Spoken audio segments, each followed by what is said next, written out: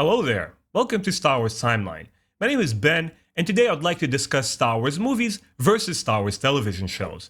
I'll take a look at each medium, discuss its pros and cons, and what each one has to offer to the Star Wars franchise, and what is the future gonna look like.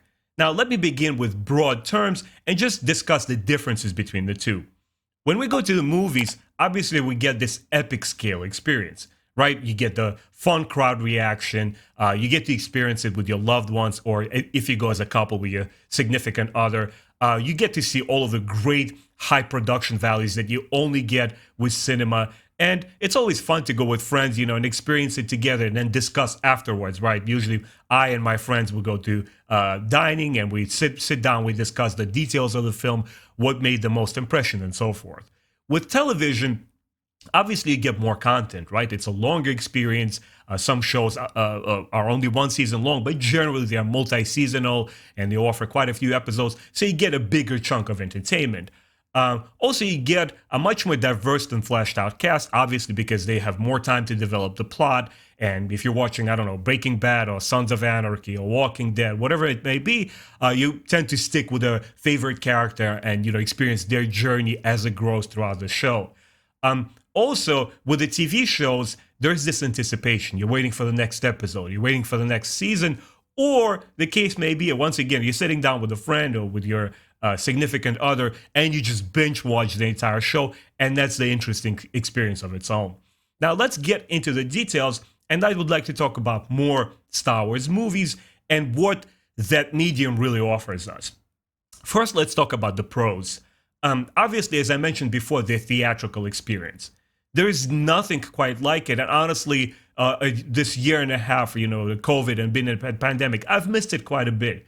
When you gather your crowd, you get all your boys and friends, and you go to theaters and you sit down on a huge IMAX screen or whatever it may be, or a 3D kind of experience, you're hyped, man. Like, you've seen previews and you've seen trailers and the media is talking about it. Everybody on your favorite, Facebook group is talking about it, and really builds the hype. You really want to go and check it out, and there's that adrenaline rush. Also, I think with films, the level of cinematography that you get, you can't find anywhere else. For example, the Dune movie that's coming out. Just from the trailer alone, when you see those crazy sweeping panoramic shots and you see like epic scale action and a lot of extras in the background running around, this is the kind of experience you only get in the movies, and that's what makes them special, and I think makes them stand out from any other medium, any other format.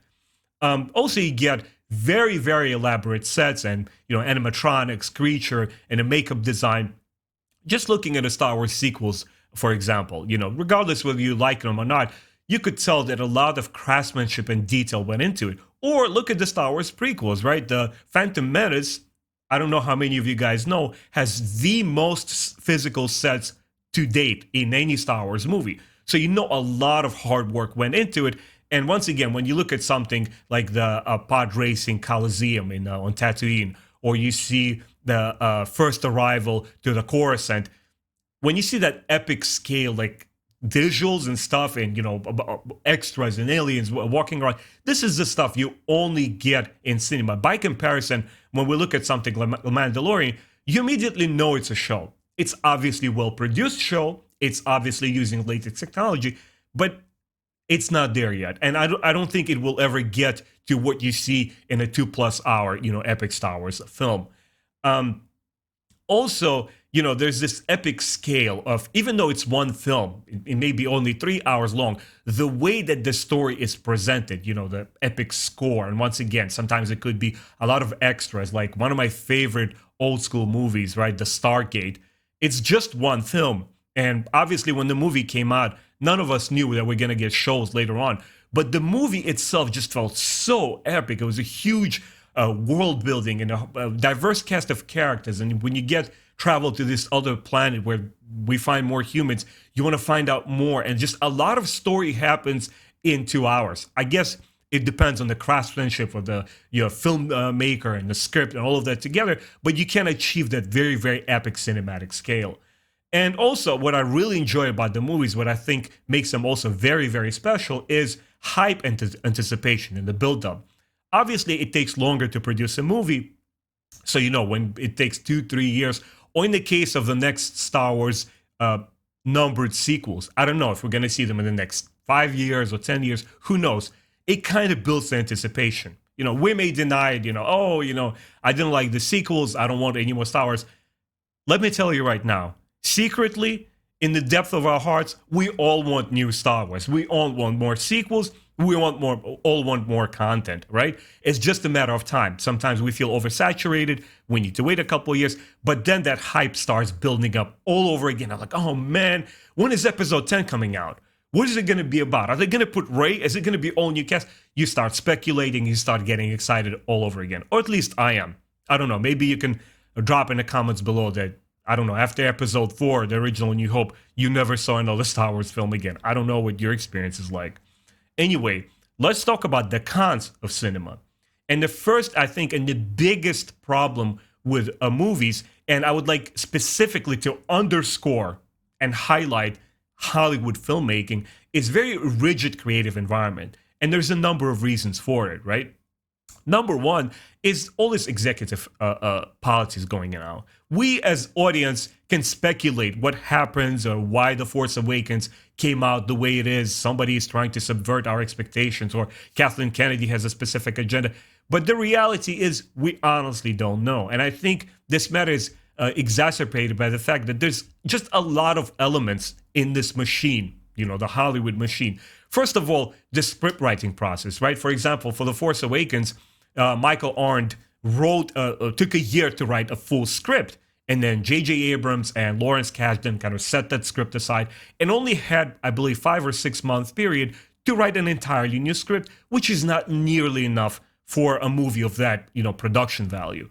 So there's a hurdle there. There's also executives. Obviously, we have Disney, who has acquired Star Wars, and you might have somebody like Bob Iger, who, let's say for argument's sake, a person, a representative of the corporate world that understands cinema, but then he also has to mediate between what the executives want because they care about the revenues, and what the creative group there, like J.J. Abrams and Lawrence Kasdan, when they were working on the script, what they want. So there's a lot of pulling going on, back and forth, until they achieve some kind of a consensus and say, like, yes, okay, we greenlight this movie, and it's ready to be made, let's go. There's just a lot of cooks in the kitchen, no matter what it is. And not just from the creative aspect of it, but also from the business aspect as well. Because even when we look at the original Star Wars and George Lucas himself, when you make a piece of film, right, and you invest a lot of money into it, you want a reward. Finance has always been a part of filmmaking. It's not a good or bad thing. That's what it is. A filmmaker like George Lucas or J.J. Abrams or Steven Spielberg or James Cameron, they're always looking to get money for it. That's, I think, what every artist in their right mind should be able to do. If I'm creating a product that the audience is going to watch, I want to get a monetary reward for it. That's what cinema is. It's entertainment. It's, we take it as fans close to heart. It becomes part of our experience, part of our culture. And for the filmmakers as well, they would like to get compensated for their work. And that's what it is. When you have a lot of variables to consider, like, hey, the movie needs this amount of budget. It needs to be completed in 2 year time period. We can't extend it any longer. And this is the budget that you have to work with. And these are the actors that have to be locked in. We have to get their proper schedules. We have to assemble our traveling itinerary and see what countries we're going to go and which locations we're going to shoot in. There's just so much involved that we as audience can't even begin to contemplate. I'll give you an example. I studied animation for 4 years, film and animation, right? I haven't pursued it professionally. I have worked in the field somewhere near and about. I'm a graphic designer myself, but I don't have a clue what it takes to make a movie. It's very simple to sit from the comfort of your movie theater seat and chew on your popcorn and say, I could have done a better job. I don't know. Me personally, I appreciate the fact. First of all, I believe that every filmmaker honestly wants to create a great film, a great story, and entertain us. It's a pleasant feeling for them. It's a pleasant feeling for us when a movie succeeds, when people talk about it. It's like, hey, this movie really touched my heart, just as a human experience. But sometimes they don't always succeed, and I can't put a blame on a single filmmaker or a single script writer or a certain actor like Jake Floyd, the young boy who was playing Anakin Skywalker. He got blamed so much for it. Anyway, guys, to keep on moving with this discussion, I would like to say there's a very rigid creative environment in cinema because of the nature of the business. And because of you have something like a big budget, there's a huge risk and reward thing they have to measure out and say like, I don't know.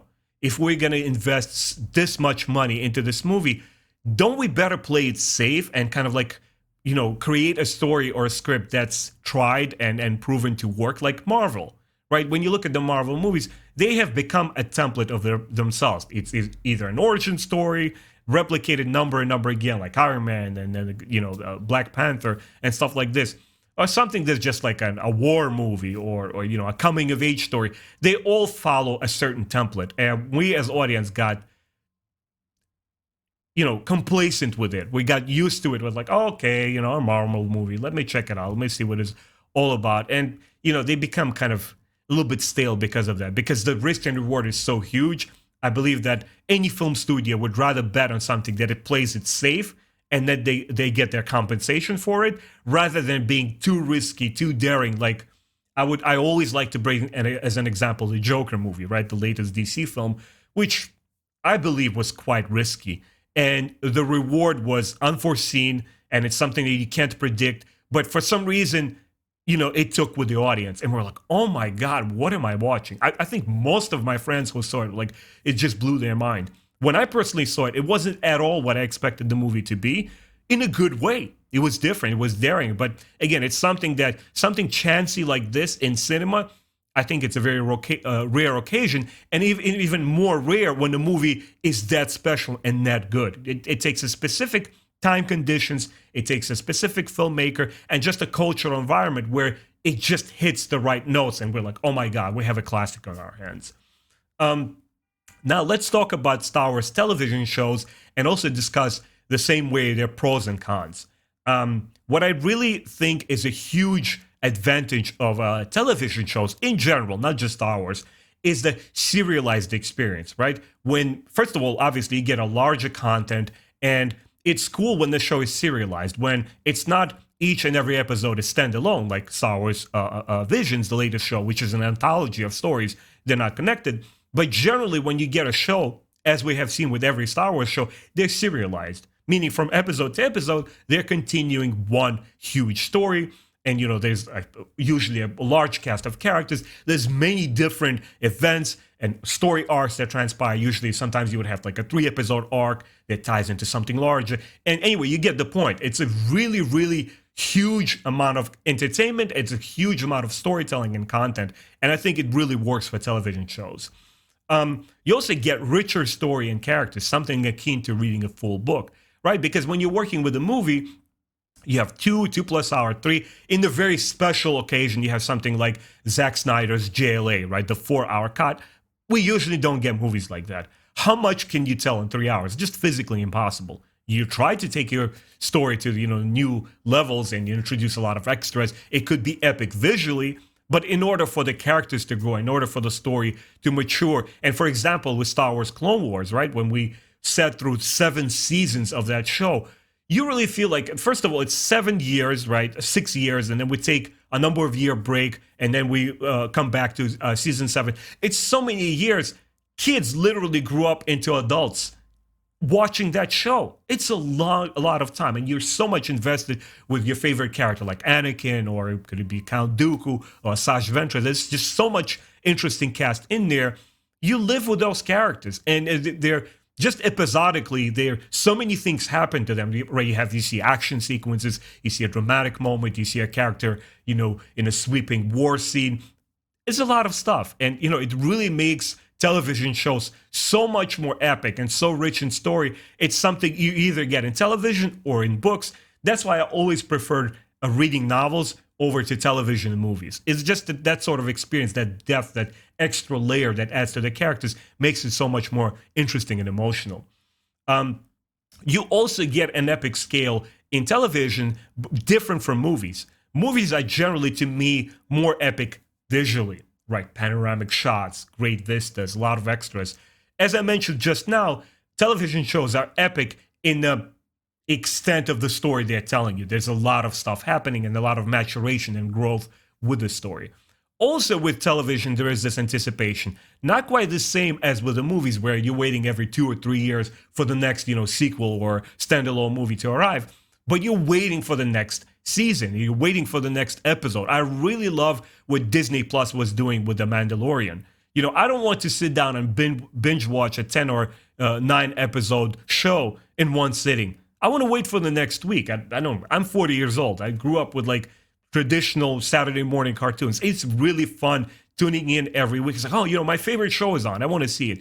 I really appreciate the fact that a Disney Plus is approaching that format and showing us the shows that way. There's more stuff to look forward to each week. You might have a really hard-working or just boring week, or something bad happens. So like, there's something to look forward to.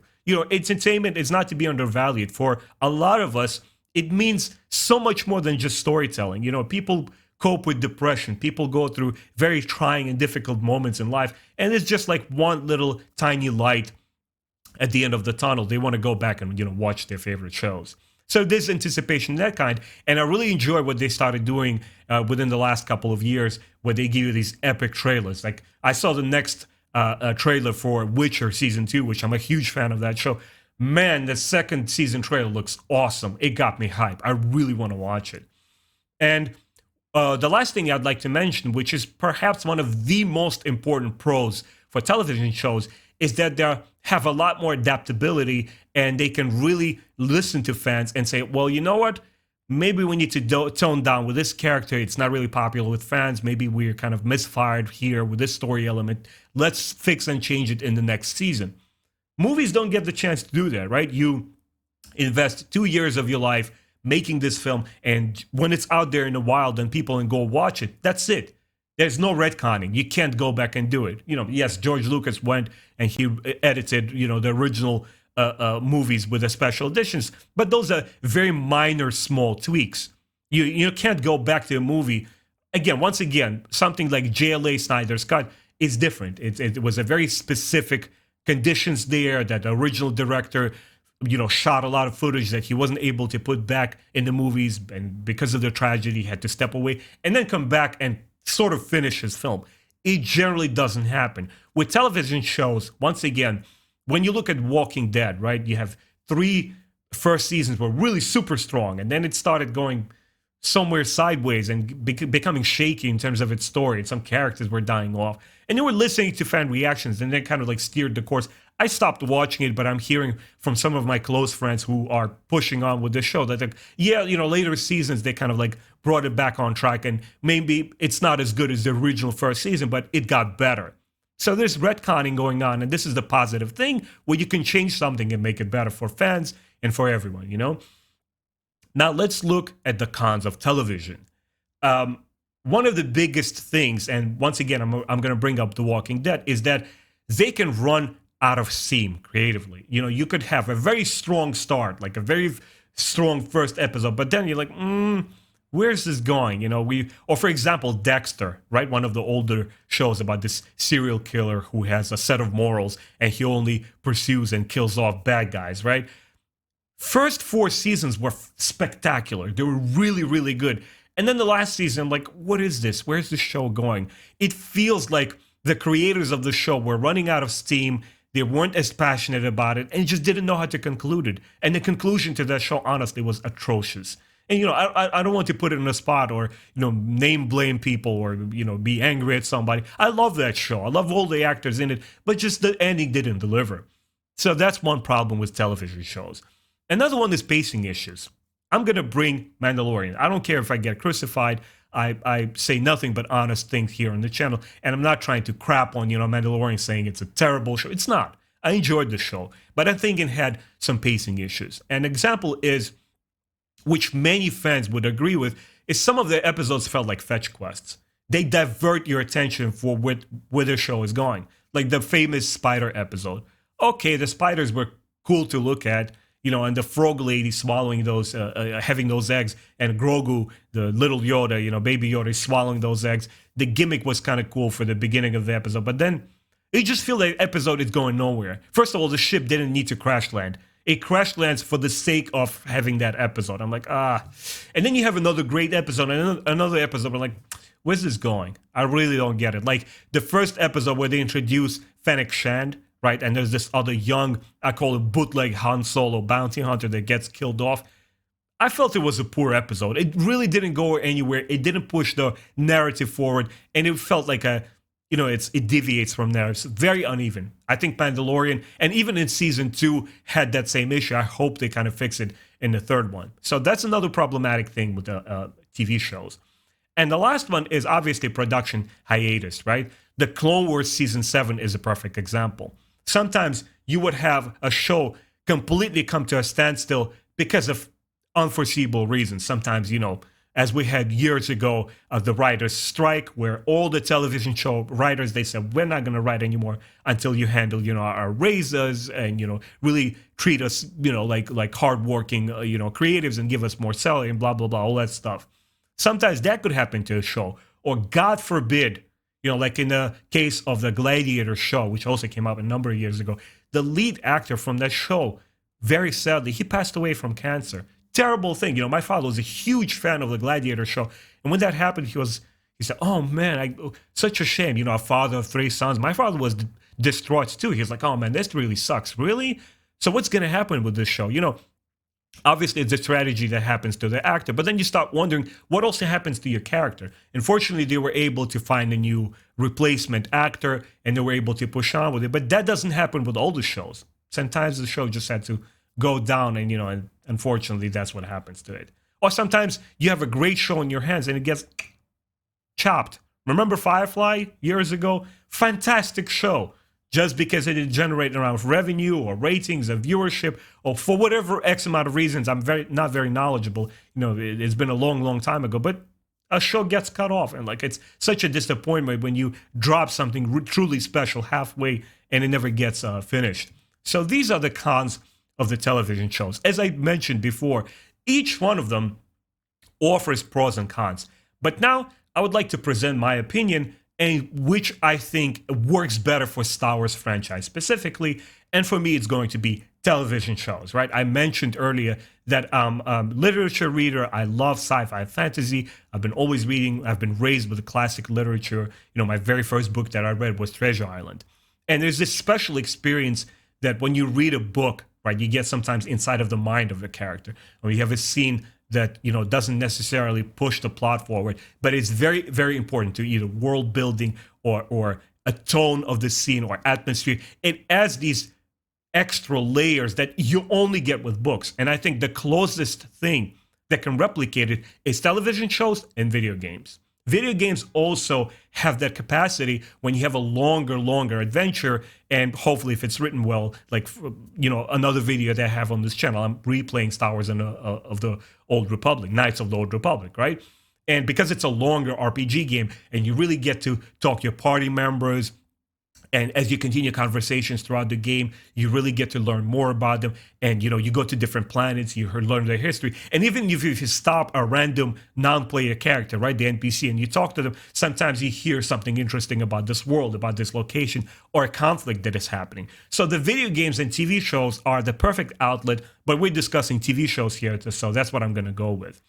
And I think in the case of Star Wars, the television shows have consistently delivered better content. That's my honest opinion. Now, I enjoy Star Wars sequels. They're deeply flawed movies. I enjoy them. I enjoy the standalone movies, the Rogue One, Solo, and what else we got? Those 2 movies, right? Again, to me, they're just snippets of what Star Wars represents. When we look at something like the Clone Wars show, the Rebels show, and the Bad Batch, not every one of those shows, it didn't just knock me off my feet with the first episode. It took time. I'm like, okay, where is this going? I was being patient. Let me see what the show is all about. Let me see the first season. Let me see where it's going. But eventually, by the time Clone Wars ends, by the time the Rebel show ends, which was such a sweet spot, 4 seasons long, it didn't overstay its welcome. It said like, okay, let's cut things here, give you a nice, satisfactory conclusion, but also keep the window open in case we want to continue, right? Because Admiral Thrawn and Ezra Bridger there, they're going into the unknown regions of space. So that was really, really effective. And it was just a sweet spot of just enough content. And now with the Bad Batch, the first season just stunned me. Again, it's nothing mind-blowing. It's nothing, I'm not trying to blow it out of proportion. It's stunning because it works for me, because it's the kind of storytelling that I enjoy, where storytelling is always on the top priority, and everything else like characters, and action and lightsabers and space combat works in towards the advantage of the story. That's what it tries to prop and highlight. And they also take you on a journey. Like I said, so I've known people who are like grew from kids to adults watching the Clone Wars, and it's really, really takes you on a journey. Like I loved following Ezra Bridger and Kanan Jarrus, their experience together as a master and apprentice, and it made me speculate, where is this gonna go? We know that there are no more Jedi, right, by the time Luke Skywalker comes about, or at least none that we know of. And it raised a lot of questions. It was really fun to watch Ezra Bridger's transformation from this irresponsible kid who's angry at the Empire to this young adult man who takes charge and becomes a rebel and takes an active role in opposing this tyranny.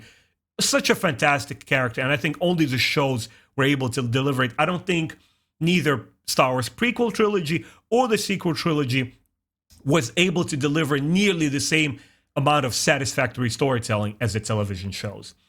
I also feel that the shows have demonstrated more creativity. Just as an example, look at Star Wars Visions. Now, I know that not all of those episodes are made for each and every one of us. They're very individual, they're very playful. Some of them are very, very whimsical, or the one in case with that Astro Boy character, B2B or B2 character, it's like for kids, for 5-year-olds or something like that. But it's creative, it's interesting, and I think it's very, very important to have this, shows that take a chance. And because to me, they bring back this energy, creative energy, and excitement into Star Wars all over again. They're not playing it safe like a $200 million budget movie. They're being more creative and more playful, and that's how you generate more ideas. And maybe the future Star Wars movie can extrapolate some of the ideas that they got from the show and extend upon it, or maybe turn that particular episode into a full movie. Why not? That's where the creativity is going to come from. Another thing that I really like about the television show format is that I personally think that it fits the space opera genre very, very well. Before Star Wars, if we look at late 70s and early 80s Japanese anime, you may be a fan of anime, you may be not, but there has been, even before, well, not before, during the times of original Star Wars, 1977, right, late 70s, we had anime called Gundam, right, the epic sweeping space opera.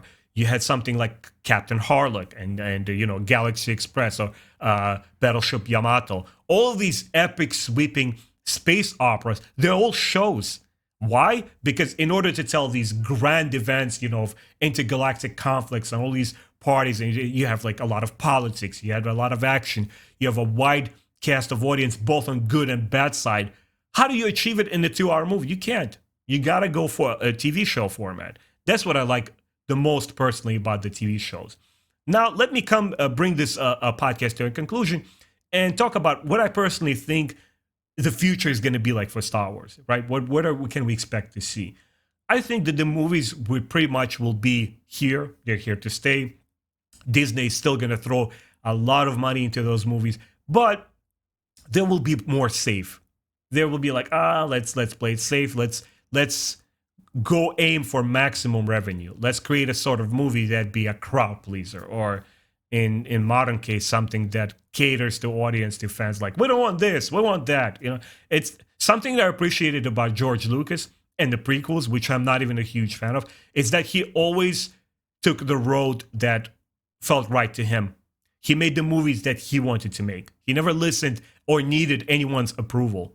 I think with case of Disney, it's going to be a committee filmmaking. It's going to be a bunch of executives sitting down, no matter who it is, Kathleen Kennedy, J.J. Abrams, Dave Filoni. They're going to sit there and say, well, we're putting $200 million in this movie. It better work. It's got to be, safe. It's got to be something that's presentable to the mainstream audience, not even Star Wars fans. So that's how it's going to roll out. And I think they're going to slow down a little bit and perhaps take a longer time to say, okay, let's fans anticipate and wait a little bit longer, and then when the audience is ready again, we're going to start releasing more Star Wars movies.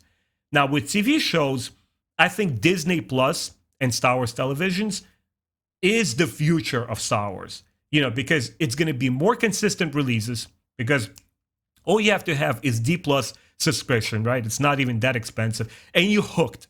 And that's what they want you to do, because to them, more subscribers means more money for them. How do you do that? You hook people in with a Star Wars show that you give them episode by episode each week. And I think it works both ways. It's good for us because it's more content to look forward to each week. It's more content to absorb overall because you're getting like a full season or multi-season show, right? And it's good for them because they get our money, they get satisfied as a corporation. I think Star Wars television shows are going to be more daring, more creative, because again, because of the budget limitations, because it's not unnumbered sequels. Come on, let's face it. Star Wars fans and all of these, the most vocal, angry Star Wars fans go to Rotten Tomatoes and review bomb movies. They're going to be paying attention the most to a Star Wars movie, not a Star Wars TV show. I bet a lot of people who are like, yeah, I'm a hardcore Star Wars fan, they haven't even watched a Star Wars television show fully. Right? So to them, it's like, okay, it's just a Star Wars show. Let me play around with it, see if I like it or not. Okay, it's not for me. They're not as adamant about it. When it comes to Star Wars movies, especially numbered sequel, they pay more attention there. So it's good for TV shows because they get to be a lot more playful, a lot more freedom there for showrunners. And I think that the TV shows will be less divisive because once again, when you do something like a numbered Star Wars sequel, it's the Rotten Tomatoes and the Facebook groups. People start going, Star Wars fans, at each other, throw, oh, yeah, it should have been this, it should have been that. For some reason, all of the attention is concentrated on the Star Wars movies. Good riddance. I want that crowd to pay attention more to the movies, to be honest with you. I'm more personally invested and concerned with Star Wars shows. Why? Because they are richer stories. You get to live with those characters more. They get to retcon them, right? If you don't like something about the show and you're like, hey, there's less viewership with this season. Maybe we're doing something wrong. We're going to bring the Jedi back or something, or we're going to introduce Sith in this show, There's a lot more room to bring it back on track and for us salvage a show and for us as audience to enjoy it. Anyway, guys, these are my thoughts. I'm fully invested with Star Wars, TV shows, but I still want to go back in theaters and also have that, vintage, beautiful, special Star Wars movie experience. Let me know in the comments below. What do you personally think? Are we going to see more of Star Wars television shows, or are we going to see more of Star Wars films? And this is where Disney is going to make the major push within, foreseeable future. We're going to see a lot more Star Wars movie content. I would love to hear your thoughts, and I would love to interact with you and talk more about this. If you enjoyed this video, please consider subscribing to my channel. Hit that bell button so you don't miss my future podcasts and future, video games and reviews that I do. And I'll see you guys next time.